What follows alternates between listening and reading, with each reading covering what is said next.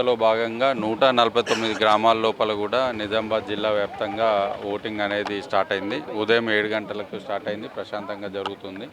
9 గంటల వరకు తీసుకున్న దాని ప్రకారము 23% ఓటింగ్ అనేది జరిగింది. ఇప్పుడు చూస్తుంటే కూడా మీరు పోలింగ్ స్టేషన్స్ లోపల అందరూ కూడా వచ్చి యాక్టివ్గా పార్టిసిపేట్ చేస్తున్నారు.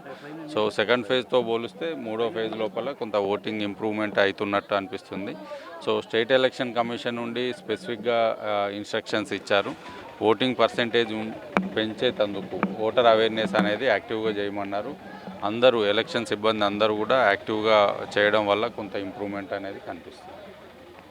సో 1 వరకు కూడా ఓటింగ్ జరుగుతుంది. 1 క్యూ లైన్లో ఉన్న వాళ్ళందరినీ కూడా మనం ఓటింగ్కి అలో చేస్తాము. సో ఈరోజే 2 గంటల నుండి సేమ్ లొకేషన్ లోపల కౌంటింగ్ నడుస్తుంది. కౌంటింగ్ అయిన పిదప ఇమ్మీడియట్గా ఉప సర్పంచ్ ఎలక్షన్ అనేది మనం కంటిన్యూ చేస్తాం.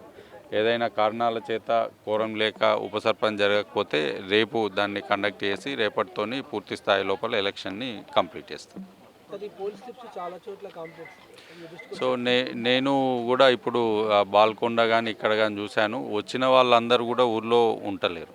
నేను పర్సనల్గా వెరిఫై చేసిన కొంతమంది వివిధ పనుల దృష్ట్యా గత వారం రోజుల నుండి ఊళ్ళో ఉండని వాళ్ళు వాళ్ళకు మాత్రము మనము డిస్ట్రిబ్యూట్ చేసేందుకు అవకాశం లేకుండే వాళ్ళందరికీ మనము ఫెసిలిటేషన్ కౌంటర్ లోపల స్లిప్స్ ఇస్తున్నాము. ఇబ్బంది లేదు.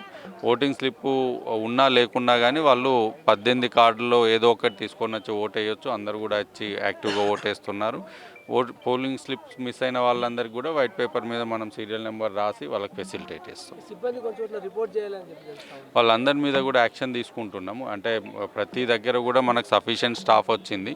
కొంతమంది 3 ఫేజులు పడడంతో మూడో ఫేజ్కి ఈరోజు ఆబ్సెంట్ అవ్వడం జరిగింది. వాళ్ళందరి నుండి కూడా ఎక్స్ప్లెనేషన్ తీసుకొని ఇర్రెగ్యులర్గా ఆబ్సెంట్ అయిన వాళ్ళందరి మీద కూడా చర్యలు తీసుకుంటాం.